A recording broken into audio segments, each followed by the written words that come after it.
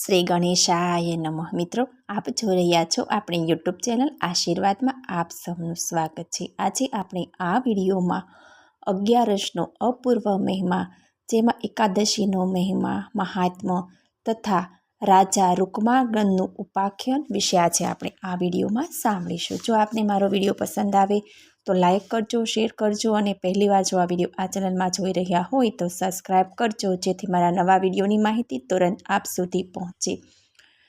એકાદશાયુપાસનય સદા તો કુરતે નરઃ સ જાતિ પરમ સ્થાને યત્ર દેવો હરિ સ્વયં. આ જીવન 11ના ઉપવાસો કરનાર વ્યક્તિ મૃત્યુ પછી ભગવાનના ધામમાં જાય, જ્યાં ભગવાન નિત્ય વિરાજમાન રહે છે. પ્રાચીન કાળમાં કૌશિક નામના નગરમાં રૂકમાગંધ નામના એક સાર્વભૌમ રાજા થઈ ગયા. તે ખૂબ જ ભક્તિપરાયણ હતા. ખાસ કરીને એકાદશીના ઉપવાસમાં તેમને ખૂબ જ પ્રીતિ હતી. હાથીની અંબાડી પર ડંકાવાદનને બેસાડીને પોતાના નગરમાં ઘોષણા કરાવતા કે આજે 11 છે, તેથી મારા રાજ્યમાં રહેતી પ્રત્યેક વ્યક્તિએ ઉપવાસ કરો. 8 થી 80 વર્ષ સુધીના ઉંમરવાળા કોઈ પણ વ્યક્તિ જો ઉપવાસ નહીં કરે તો તેને મારા દ્વારા દંડિત થશે. હું તેનો વધ કરીશ અથવા તેને દેશવટો આપવામાં આવશે. નગરવાસીઓની સાથે સાથે મારા આત્મીયજનો એટલે કે મારા સગા સંબંધીઓ માટે આ નિયમ ફરજિયાત રહેશે. મારા માતા પિતા, પતિ, પત્ની, પુત્ર, મિત્ર તથા સગા સંબંધીઓ માટે પણ આ વ્રત પાલન કરવું ફરજિયાત છે, નહીં તો તેઓ પણ કઠોર દંડના ભાગી બનશે. તેથી આજની પવિત્ર તિથિએ ગંગામાં સ્નાન કરવું અને બ્રાહ્મણોને દાન કરવું. રાજાના આવા આદેશથી રાજ્યવાસીઓ એકાદશીનું વ્રત કરીને વૈકુંઠમાં જવા લાગ્યા. લોકો નરકમાં જતા બંધ થઈ ગયા. યમલોકમાં યમરાજ્ય યમ કર્મહીન બનીને ચિંતા કરવા લાગ્યા. તેમના મુનિમજી ચિત્રગુપ્તને પણ લખવાના કામમાંથી રાહત મળી. એક દિવસ દેવર્ષિ નારદ યમપુરીમાં પહોંચ્યા અને યમરાજની દુઃખદ વાતને સાંભળી. ત્યારબાદ યમરાજ, ચિત્રગુપ્ત અને દેવર્ષિ નારદ ત્રણે મળીને સત્યલોકમાં ગયા. ત્યાં જઈને બ્રહ્માને આગળ બધી હકીકત કહી સંભળાવી. બ્રહ્માજી યમરાજનું માન જળવાઈ રહે તે માટે વિચારવા લાગ્યા. થોડીવાર વિચાર કર્યા પછી એક પરમ સુંદરી નારીને ઉત્પન્ન કરી તેનું નામ મોહિની રાખ્યું અને તેને આજ્ઞા કરી કે તું મંદાર પર્વત ઉપર જા અને રાજા રૂકમાગંધને મોહિત કર. મોહિની બ્રહ્માજીને પ્રણામ કરી વિદાય થઈ અને 3 મુહૂર્ત પછી તે મંદાર પર્વત પર પહોંચી. અહીં આવીને શિવજીને પ્રસન્ન કરવાની ઈચ્છાથી ગાંધાર રાગનું ગાન કર્યું. તેના મધુર મનોહર કંઠને સાંભળીને દેવ, દૈત્ય, પશુ પક્ષી આકર્ષિત થઈને આવવા લાગ્યા. હવે આ બાજુ રાજા રૂકમાગંધ પોતાના સુયોગ્ય પુત્ર ધર્માગંધને રાજ્યનો ભાર સોંપી મૃગ્યા રમવા જંગલમાં નીકળી પડ્યા. પુત્ર ધર્માગંધ પિતૃભક્તો હતો.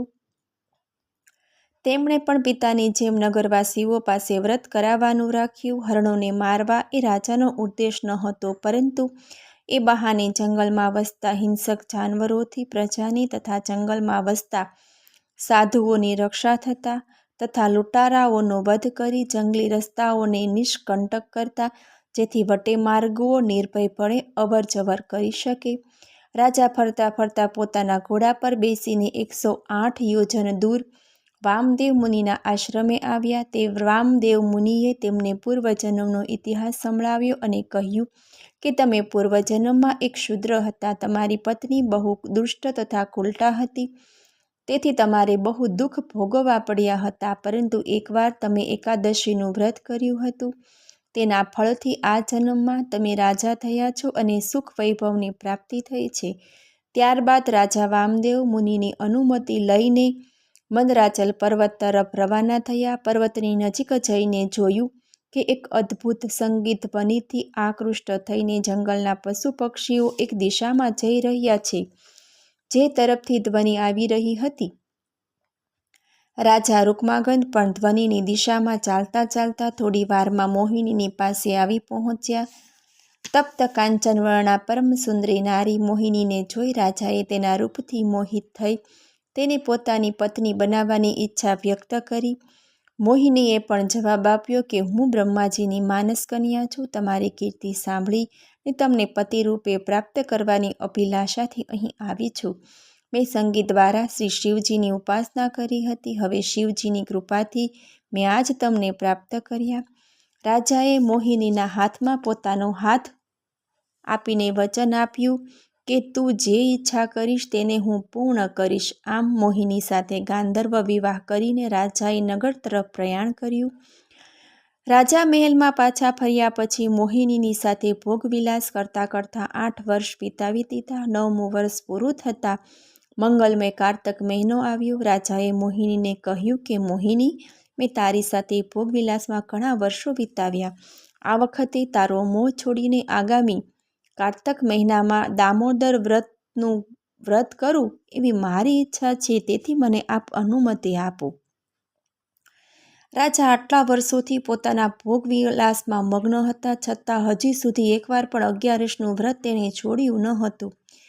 રાજાની વાત સાંભળીને મોહિની બોલી, મહારાજ, તમારા વગર હું એક ક્ષણ પણ રહી શકું તેમ નથી.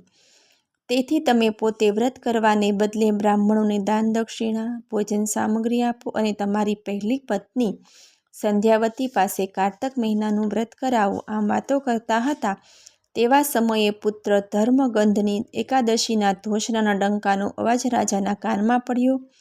પિતા રૂકમાગંધ નિવૃત્ત થયા, તેથી પુત્ર ધર્માગધ રાજ્ય સિંહાસને બેસીને ચાલી આવેલી રીત પ્રમાણે નગરમાં ઘોષણા કરાવી રહ્યા હતા કે કાલે એકાદશી તિથિ છે. આ ડંકા સાંભળીને રાજાએ કહ્યું કે હે મોહિની, હું આજથી 3 દિવસ સુધી ઇન્દ્રિય સંયમપૂર્વક રહીશ, બ્રહ્મચર્યનું પાલન કરીશ. હું તારી ઈચ્છા પ્રમાણે કારતક મહિનાના વ્રત માટે સંધ્યાવતીને નિયુક્ત કરીશ, પરંતુ એકાદશીનું વ્રત તો હું સ્વયં કરીશ અને તું પણ મારી સાથે એકાદશીનું વ્રત કર. મોહિની રાજાના આવા વાક્યો સાંભળીને બોલી, રાજન, એકાદશીનું વ્રત કરવાથી જન્મ, મૃત્યુ, જરા, વ્યાધિથી છુટકારો મળે, તેથી આ વ્રત ઉત્તમ ગણાય. પરંતુ આ વ્રત તમારે કરવાની જરૂર નથી, કારણ કે મંદરાચલ પર્વત પર ગૌતમ મુનિએ મને ઉપદેશ આપતા કહ્યું હતું કે આ વ્રત કરવું તે માત્ર વિધવાઓ અને સંન્યાસીઓનો ધર્મ છે, રાજાઓ અને સધવાઓનો નહીં. તેથી હું ઈચ્છું છું કે તમે આ વ્રત ન કરો. રાજા મોહિનીની વાત સાંભળી તેને સમજાવવા લાગ્યા, પરંતુ મોહિની હઠ કરીને બેઠી અને બોલી કે રાજન, મંદરાચલ પર્વત પર તમે મને વચન આપ્યું હતું કે તમે મને ક્યારેય અસંતુષ્ટ નહીં કરો તથા આજીવન મારી ઈચ્છાઓને પૂર્ણ કરશો. ત્યારબાદ મોહિનીની ઈચ્છાથી મંદરાચલ પર્વત ઉપરથી બ્રાહ્મણોની મંડળીને બોલાવવામાં આવી. મોહિનીની પાલ્યદાસી ધુણિકા આ બધા બ્રાહ્મણોને બોલાવી લાવી. તે બધા સાથે વિચાર વિમર્શ થયો. તેમાં રાજાએ પોતાની તીક્ષ્ણ બુદ્ધિથી શાસ્ત્ર પ્રમાણો દ્વારા બ્રાહ્મણોને હરાવ્યા, પરંતુ મોહિનીએ પોતાની હઠ ન છોડી અને બોલી, તમે મને વચન આપ્યું હતું તેનું પાલન કરો. એકાદશીના દિવસે ભોજન કરો અને મારી ઈચ્છા પૂર્ણ કરો. રાજાએ ફરીવાર કહ્યું કે હે કલ્યાણી, મારું વ્રત ભંગ ના કરાવીશ. આને બદલે તું બીજું કંઈક માંગ. તારી જે ઈચ્છા હશે તે હું પૂર્ણ કરીશ.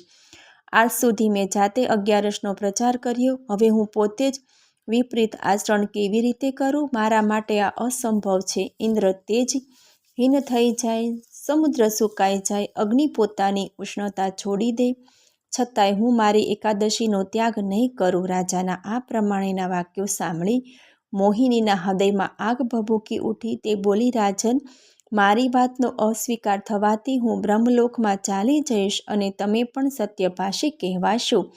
જગતમાં તમારી અપકીર્તિ થશે કે રાજા ધર્મભ્રષ્ટ છે, અસત્યભાષી છે. છતાં આમ બોલીને મોહિની ચાલતી થઈ. સામેથી પુત્ર ધર્માગંધ આવતો હતો. તેણે ઊભા રહી બધી ઘટના સાંભળી અને આવીને પિતાજીને પ્રાર્થના કરી કે મોહિનીની ઈચ્છા આપ પૂર્ણ કરો. રાજા પુત્રની વાત સાંભળીને ઉત્તેજિત થઈને કહેવા લાગ્યા, મોહિની ભલે મરી જાય કે પાછી ચાલી જાય, હું 11નો ઉપવાસ કરવાનું નહીં છોડું. આ તને જણાવી દઉં, આ મારો અંતિમ નિર્ણય છે. ધર્માગંધે પોતાની માતા સત્યવતીને બોલાવીને વિનંતી કરી કે તમે મોહિનીને સમજાવો. સત્યવતીની વાતે મોહિનીનું મન ગળ્યું નહીં, પરંતુ બોલી, જો રાજા ભોજન ન કરવાના હોય તો તેના બદલામાં પોતાના પ્રિય પુત્ર ધર્માગંધનું મસ્તક કાપીને મને ભેટ ધરો. સંધ્યાવતી આ સાંભળીને એક ક્ષણ માટે તો કંપી ઉઠી. થોડીવાર પછી રાજા પાસે જઈને બોલી, મહારાજ, ધર્મનો બલિ આપવા માટે પુત્રનો બલિ શ્રેયસ્કર ગણાય. પિતા કરતાં માતાની મમતા 100 ગણી વધારે હોય. છતાંય આજે હું માતા થઈને સ્વામીના ધર્મની અને સત્યની રક્ષા કરવા માટે પુત્રની મમતાને તિજાંજલિ આપું છું. તમે પણ સ્નેહ મમતા ત્યાગ કરીને પુત્રનો વધ કરવા માટે તૈયાર થાવ. બરાબર તે જ સમયે રાજપુત્ર ધર્માંગંધે આવીને મોહિનીની સન્મુખ પોતાનું મસ્તક નમાવીને કહ્યું કે હે મોહિની, હું મારા વધ માટે તૈયાર છું. મારું માથું તમે સ્વીકાર કરો. આમ બોલીને એક તીક્ષ્ણ ધારવાળી તલવાર રાજાના હાથમાં આપતા કહ્યું કે હે પિતા, હવે તમે વિલંબ કર્યા વગર મોહિનીની સામે કરેલી પ્રતિજ્ઞા પૂરી કરો. તમારા હિતમાં મારું મૃત્યુ એ મારા માટે અતિ હર્ષની વાત છે.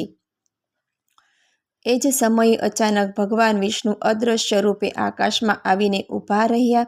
રાજાએ હસતા હસતા ભગવાનને પ્રણામ કરીને તલવાર ઉઠાવી. પુત્રએ પણ રાજી રાજી થઈને પોતાનું મસ્તક સામે ધરી દીધું. રાજાએ જેવી તલવાર ઉગામી, સમસ્ત પર્વતો સામે પૃથ્વી કાંપવા લાગી, સાતે સમુદ્રો ઉછળવા લાગ્યા, ધરતી ઉલ્કાપાત કરવા લાગી. આ બધું જોઈને મોહિની મૂર્છિત થઈને ઢળી પડી. રાજાએ તલવારનો ઘા કર્યો, પરંતુ તરત જ ભગવાન શ્રીહરિએ તલવારને પકડી લીધી અને કહેવા લાગ્યા કે હે રાજન, હું તમારી 11 પ્રત્યેની નિષ્ઠા જોઈને અતિ પ્રસન્ન થયો છું. હવે તમારે વિલંબ કરવાની જરૂર નથી. પત્ની અને પુત્રની સાથે વૈકુંઠમાં ચાલો. આમ કહીને ભગવાને રાજાને સ્પર્શ કર્યો. તત્ક્ષણ રાજા સૌની સામે અદૃશ્ય થઈને વૈકુંઠ ધામમાં ચાલ્યા ગયા. ઓહો, જુઓ તો આ 11નો કેવો અપૂર્વ મહિમા છે. આ કથામાં એ છે કે મનુષ્ય જીવનમાં ગમે તેવી પરિસ્થિતિ કેમ આવતી ન હોય, શું બાળક, શું વૃદ્ધ કે પછી શું સ્ત્રી પુરુષ, બધાએ દ્રષ્ટાપૂર્વક શુક્લ તથા કૃષ્ણ પક્ષની બંને 11 નિશ્ચયપૂર્વક ઉપવાસ કરવો જોઈએ. રાજા રૂકમાગંધ અને ધર્માંગંધ જેવી નિષ્ઠા રાખીને 11નો ઉપવાસ કરવો જોઈએ. રાજા રૂકમાનંદ અને ધર્માંગંધ જેવી નિષ્ઠા હોવી જોઈએ. આમ કરવાથી ભગવાનની કૃપા અવશ્ય પ્રાપ્ત થશે. મને સાંભળવા બદલ ધન્યવાદ. જો આપને મારો વિડીયો પસંદ આવે તો લાઇક કરજો, શેર કરજો અને પહેલીવાર જો આ વિડીયો આ ચેનલમાં જોઈ રહ્યા હોય તો સબસ્ક્રાઈબ કરજો, જેથી મારા નવા વિડીયોની માહિતી તુરંત આપ સુધી પહોંચે. ધન્યવાદ. જય શ્રી કૃષ્ણ.